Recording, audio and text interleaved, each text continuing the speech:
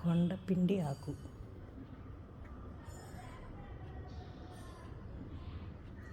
కొండ పిండి అంటే ఇందులోనే కొండని పిండి చేస్తుంది అనే పేరునే నామకరణంగా చేసుకుని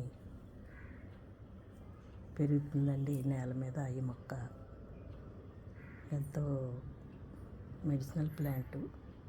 కిడ్నీలో రాళ్ళు ఉంటున్నాయి అని చెప్పేసి బాధపడుతూ ఉండే వాళ్ళకి చాలా బాగా పనిచేస్తుంది మొక్క.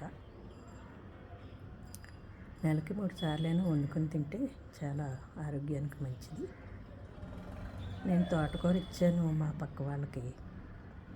ఆవిడ కొండపిండి ఆకు కొమ్మని తీసుకోండి అంటే తెచ్చానమాట పాద్దామని.